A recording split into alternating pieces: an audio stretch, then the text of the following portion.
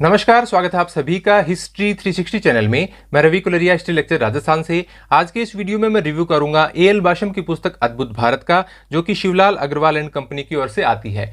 English में इस book का नाम है the wonder that was India. हालांकि इस नाम से 2 बुक आती हैं। इसको वॉल्यूम 1 कहा जाता है, जो कि ए.एल. बाशम ने लिखी है, और जो वॉल्यूम 2 नाम से जो बुक आती है वो सैयद अतहर अब्बास रिजवी SAA रिजवी ने लिखी है, जो कि मध्यकालीन भारत के संबंध में है। जबकि ये जो अद्भुत भारत या जो इंग्लिश में the wonder that was India part 1 है, वो ए.एल. बाशम ने लिखा है और जो प्राचीन भारत के संबंध में है।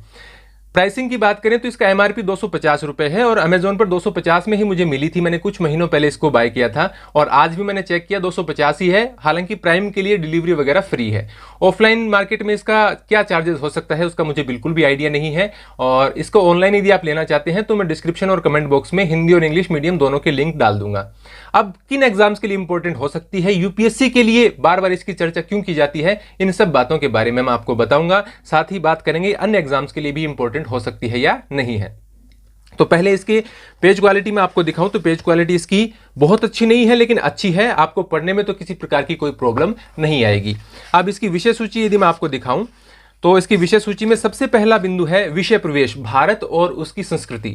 इसके अंदर भारत की भौगोलिक विशेषताओं के बारे में, भारत के नामकरण के बारे में, और प्राचीन भारतीय ग्रंथों का जो अनुवाद वगैरह हुआ था, संस्कृत का अध्ययन जो यूरोपियंस के द्वारा किया गया, जैसे विलियम जोन्स के बारे में, चार्ल्स विल्किंस के, अलेक्जेंडर हैमिल्टन, मैक्स मूलर, उनका जो योगदान है, उनका जो कार्य है, उनके बारे में इस पहले चैप्टर के अंदर चर्चा की गई है। दूसरे चैप्टर का नाम है प्राग इतिहास, हड़प्पा संस्कृति तथा आर्य। इसमें हड़प्पा सभ्यता और वैदिक सभ्यता के बारे में चर्चा है, लेकिन वो चर्चा उस प्रकार की नहीं है जो सामान्यतः आप जो प्रतियोगी परीक्षाओं की जो बुक्स आती है उसमें जो चर्चा है वैसी बातें इसके अंदर नहीं है, क्योंकि ये जब लिखी गई थी उस समय किसी भी प्रतियोगी परीक्षाओं को ध्यान में रखकर ये नहीं लिखी गई थी। तो क्या ये इंपॉर्टेंट है वो मैं आगे अभी आपको बताऊंगा। फिर इसका दूसरा चैप्टर है प्राग इतिहास, हड़प्पा संस्कृति तथा आर्य। इसके अंदर क्या दिया गया है, हड़प्पा स्थापत्य कला के बारे में बताया गया है, उनके धर्म के बारे में, उनके नगरों के पतन के बारे में, फिर आर्यों के आगमन और ऋग्वैदिक और उत्तर वैदिक कालीन संस्कृति के बारे में इसके अंदर जानकारी दी गई है। फिर इसके अंदर जो तीसरा चैप्टर है जिसमें बौद्ध युग, सिकंदर तथा मौर्य और आक्रमणों का युग, गुप्त तथा हर्ष, यानी पूरा जो प्राचीन काल है वो इसके अंदर समेटने का प्रयास किया गया है। इसमें मगध के शासकों के बारे में, जैसे बिंबिसार, अजातशत्रु, प्रसेनजित के बारे में या महाजनपदों के बारे में बताया गया है। और हालांकि राजाओं की जानकारी कम है, जैसा कि आप जो जितने भी वंश हैं मौर्य वंश से पहले के, उन वंशों के बारे में यदि आप सामान्य पुस्तकों की तरह ढूंढने लग जाएंगे कि पहला राजा कौन था, दूसरा कौन था, तीसरा कौन था, अंतिम कौन था, कौन कौन से युद्ध हुए, तो वैसी जानकारी इसके अंदर नहीं दी गई है। लेकिन काफी बेसिक और रोचक जानकारियां इसके अंदर दी गई हैं, जिससे एक कंटिन्यूटी जो इतिहास में बननी चाहिए वो तो आपकी बन जाएगी। फिर इसमें सिकंदर के आक्रमण के बाद में मौर्य काल, गुप्त काल, वर्धन वंश का काल ब्रीफली दिया गया है, और उसमें बेसिक जानकारियां ही दी गई हैं। जो हाई क्वालिटी की जानकारी आप लेना चाहते हैं वैसी जानकारी आपको नहीं मिलेगी, जो कि नेट वगैरह के लिए या जो असिस्टेंट प्रोफेसर के लिए, PGT वगैरह के लिए इंपॉर्टेंट है, वैसी जानकारियां आपको इस तीसरे चैप्टर में नहीं मिलेंगी। इसकी मेन बात शुरू होती है चौथे चैप्टर से। चौथा चैप्टर है इसका राजनीतिक जीवन तथा विचारधारा। इसके अंदर राजा के कर्तव्य, अर्ध जागीरदारी, अल्पजन, ये आप टॉपिक देख सकते हैं। स्थानीय शासन के बारे में जानकारी है, न्याय व्यवस्था, दंड व्यवस्था के बारे में, गुप्तचर सेवा के बारे में, सैनिक संगठन। तो ये इसके बाद में जो भी चैप्टर हैं वो बहुत ही शानदार तरीके से इसके अंदर दिए गए हैं। टॉपिक कौन से दिए गए हैं वो आप इसके अंदर देख सकते हैं। जैसे इसमें एक बहुत सारे ऐसे क्वेश्चन बनते हैं, जैसे यूपीएससी के अंदर मेंस में जो आंसर राइटिंग है, चाहे वो कला और संस्कृति के बारे में हो या हिस्ट्री ऑप्शनल के लिए प्राचीन भारत के बारे में जो क्वेश्चन हो, वो बहुत सारे क्वेश्चन इस बुक के अंदर मिलते हैं। जैसे एक क्वेश्चन मैं आपको बताता हूं, आपने यदि ऐसा विचार किया हो कि युद्ध की नीति के परित्याग के बावजूद अशोक ने अपनी साम्राज्यवादी महत्वाकांक्षाओं का त्याग नहीं किया है। हालांकि उसने युद्ध की नीति छोड़ दी, लेकिन फिर भी उसकी साम्राज्यवादी महत्वाकांक्षाएं बरकरार थी। क्या आप इसका आंसर दे सकते हैं? यदि आप इसका आंसर दे सकते हैं तो आप मेरी ईमेल आईडी पर लिखकर भेज सकते हैं, मैं इसको चेक करने का प्रयास करूंगा। तो यूपीएससी के लिए इसके जो बाद के टॉपिक हैं वो यूपीएससी नहीं, बहुत सारे एग्जाम्स के लिए इंपॉर्टेंट हो सकते हैं, लेकिन डिपेंड करता है कि आपके पास कितना समय है, आप कितनी बुक्स पढ़ सकते हैं। अन्य प्रकार के एग्जाम्स के लिए, जैसे नेट JRF असिस्टेंट प्रोफेसर के लिए, एक कंप्लीट बुक तो नहीं कहूंगा, लेकिन इसके कुछ टॉपिक इंपॉर्टेंट हैं और मैं आगे के टॉपिक आपको दिखाई देता हूं। जैसे समाज के बारे में, अब इसमें देखिए सभी प्रकार के संस्कारों के बारे में, जाति व्यवस्था के बारे में, दास्ता के बारे में, गोत्र के बारे में, स्त्रियों की स्थिति के बारे में, मृत्यु, वैश्यावृत्ति, विधवाओं के बारे में, बहुपत्नी, विवाह विच्छेद, यानी जितनी भी प्रकार की जो सामाजिक परंपराएं हैं उन सब के बारे में प्राचीन भारत में कैसे बदलाव आते गए, यानी वो जो बदलाव दिए गए हैं कंटिन्यूस हड़प्पा सभ्यता से लेकर और आप हर्षवर्धन के काल तक के मान सकते हैं, कैसे कैसे बदलाव आए इन बातों में, उसकी बहुत ही बेहतर तरीके से जानकारी दे रखी है। फिर उसके बाद में छठा इसके अंदर चैप्टर है दैनिक जीवन, नगर एवं ग्राम का दैनिक चक्र। वो आप देख सकते हैं व्यापार के बारे में, कबीलों के बारे में, नगर के निवासियों के बारे में, कौन कौन से वो वस्त्र और आभूषण पहनते थे, व्यापार कैसे करते थे, समुद्री व्यापार की क्या स्थिति थी, वो सारी जानकारियां इसके अंदर दी गई हैं। फिर एक बहुत ही इंपॉर्टेंट टॉपिक है जो इसमें सबसे बेहतर तरीके से दिया गया है, धर्म, जिसमें पूजा, सिद्धांत और आध्यात्म ज्ञान की जानकारी है। सबसे पहले वैदिक धर्म के बारे में, फिर बौद्ध धर्म के बारे में, फिर जैन धर्म और अन्य जो संप्रदाय हैं, आजीवक हैं, संदेहवाद हैं, भौतिकवादी संप्रदाय हैं, उनके बारे में जानकारी दी गई है। बहुत ही अच्छी जानकारी दी गई है। इसके बाद में देखिए हिंदू धर्म के बारे में यहाँ पर जानकारी दी गई है। फिर उसके बाद में कलाएं, ये बहुत ही अच्छा टॉपिक दिया गया है। और यूपीएससी के अकॉर्डिंग मैं बात करूं तो जो भारतीय कला और संस्कृति है उसमें से जो मेंस के जो क्वेश्चन है बहुत ही बेहतर तरीके से इसके अंदर कवर होते हैं। भारतीय कला की आत्मा में प्रारंभिक वास्तुविद्या, स्तूप, गुफा मंदिर, मंदिर, मूर्तिकला, पकी हुई मिट्टी की मूर्तियां, धातु की मूर्तियां, नक्काशी, चित्रकला, गौण कलाएं, संगीत, नृत्य आदि के बारे में जानकारी है। और फिर भाषा और साहित्य के बारे में बहुत अच्छी जानकारी है। भाषा और साहित्य के बारे में जैसे मैं इसमें अभी आपको चैप्टर खोल के दिखाऊंगा तो आपको पता चल जाएगा। और लास्ट में परिशिष्ट में सामान्य तौर से कुछ जानकारियां दी गई हैं, जैसे सृष्टि विज्ञान और भूगोल के बारे में, ज्योतिष ज्ञान, वर्ष, गणित, भौतिक रसायन, आयुर्वेद, तर्कशास्त्र, तोल, नाप, मुद्रा, प्रणाली, ये सब के बारे में जानकारियां दी गई हैं, जैसा कि आप इसमें देख सकते हैं। वीडियो काफी लंबा हो रहा है तो मैं आपको शॉर्ट में बताने का प्रयास करूंगा। तो जैसे शुरुआत के जो 3 टॉपिक हैं जिसमें प्राचीन काल की मुख्य मुख्य बातें कवर की गई हैं, उसमें बहुत ही कम जानकारियां हैं। और जो सामान्य तरीके से आप कोई भी बुक पढ़ते हैं प्राचीन काल की, उसकी यह मान सकते हैं आप 30% जानकारी ही इसके अंदर दी गई है। लेकिन एक बेसिक समझ बनाने के लिए और जो सामान्य तौर के क्वेश्चन आते हैं उनके लिए, मेंस के लिए आप इसको देख सकते हैं।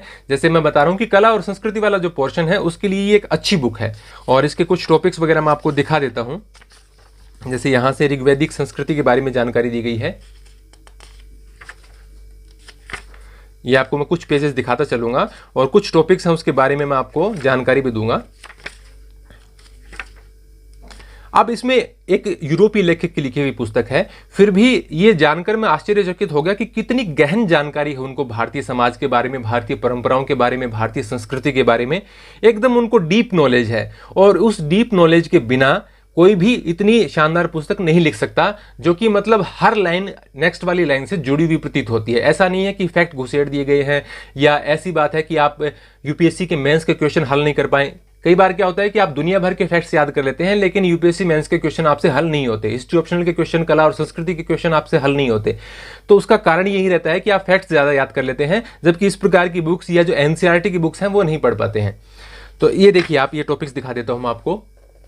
फिर उसके बाद में कुछ टॉपिक्स में इसके बाद के दिखाऊं आपको जो मैं इंपॉर्टेंट बता रहा था, जैसे राजनीतिक जीवन तथा विचारधारा। इसके अंदर आप देखिए राजाधिकार या राजत्व में जो देवत्व का सिद्धांत है उसकी शुरुआत कहाँ से होती है, कैसे उस सिद्धांत की प्रगति है, कौन मानता है कौन नहीं मानता है, वो सब जानकारी इसके अंदर दी गई है। बहुत सारे श्लोक वगैरह इसके अंदर दिए गए हैं, जैसे राजा के कर्तव्य दिए गए हैं।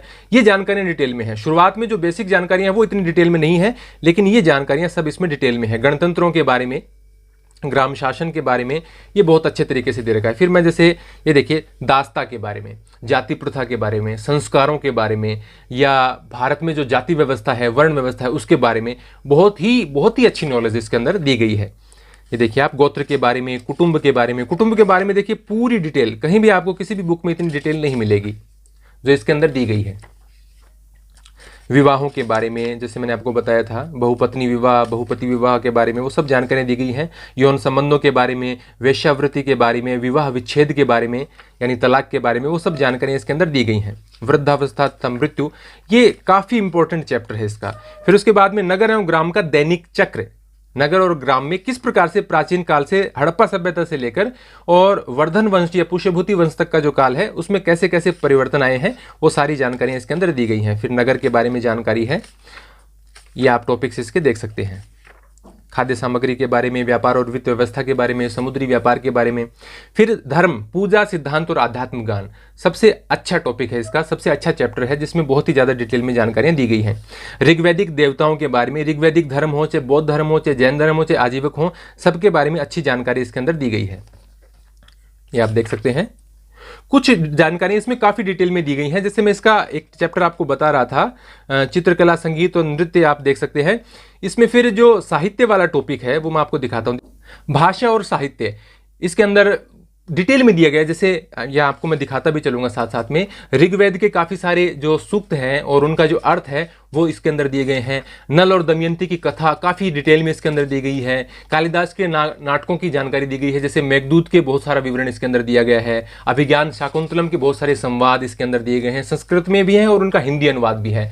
इसके अलावा जैसे माघ कवि की भी जानकारी दी गई है, भृतृहरि की भी दी गई है, सोमदेव के कथा सरित सागर की भी कुछ जानकारी इसके अंदर है।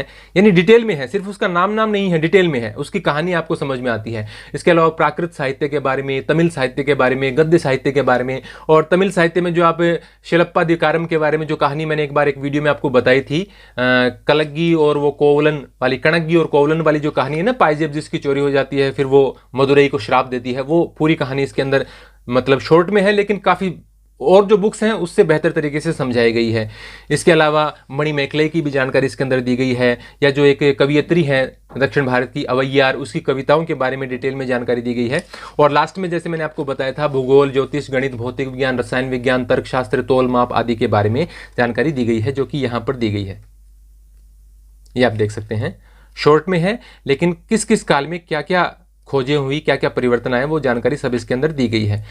तो एक तो यूपीएससी के लिए, कला और संस्कृति के लिए, हिस्ट्री ऑप्शनल के लिए, प्राचीन भारत के लिए एक अच्छी बुक है, आपको पढ़नी चाहिए। या फिर कोई ऐसा शिक्षक आपके पास हो, ऐसी कोई कोचिंग संस्था हो अच्छी, जिसमें शिक्षकों ने इस प्रकार की बुक्स का अध्ययन करके आपको आंसर राइटिंग कराई हो, तो आपको अलग से बुक पढ़ने की आवश्यकता नहीं होती है। या फिर यदि आप इसको ये पूरी बुक भी नहीं पढ़े, आपके पास हिस्ट्री ऑप्शनल है और कला और संस्कृति वाला पोर्शन भी ये काफ़ी हद तक कवर करती है, तो आप इस बुक को ले सकते हैं और पूरा एक साथ न भी पढ़ें तो जो टॉपिक्स आप पढ़ें या कभी आंसर राइटिंग करें, तो जिस आंसर के अकॉर्डिंग आपको ज़रूरत हो, या जिस टॉपिक को जो आप दूसरी बुक्स में पढ़ते हैं उसमें पहले इसमें पढ़ें ध्यान से, फिर इसकी जो बातें हैं वो उस बुक में ऐड कर लें, ताकि आपको एग्जाम के नज़दीक है वो बहुत सारी सामग्री न पढ़नी पड़े। तो इंपॉर्टेंट तो है ये बुक, लेकिन assistant professor, NET, JRF, PGT, इन एग्जाम्स के लिए कोई कंप्लीट बुक ये नहीं है। आप जो दूसरी बुक्स अच्छी जो मैं आपको समय समय पर बताता रहता हूं, यदि वो आप पढ़ते हैं तो आपका निश्चित रूप से काम चल जाएगा। आपको अद्भुत भारत अलग से पढ़ने की आवश्यकता नहीं है।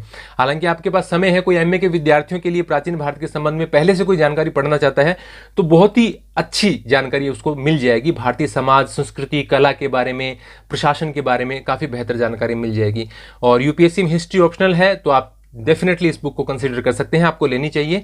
और डिस्क्रिप्शन और कमेंट बॉक्स में इसका मैं लिंक डाल दूंगा। अन्य एग्जाम के लिए इंपॉर्टेंट है, लेकिन बात वहीं घूम फिर कर आ जाती है कि आप कितनी बुक पढ़ सकते हैं। आप बहुत ज़्यादा मैटर यदि पढ़ने का प्रयास करेंगे तो आपको उतना याद रख पाने में मुश्किल होती है। फिर ज़्यादा पढ़ने के चक्कर में बेसिक क्वेश्चन भी हमारे गलत हो जाते हैं। तो उतना ही पढ़ना चाहिए जितना हम याद रख सकते हैं।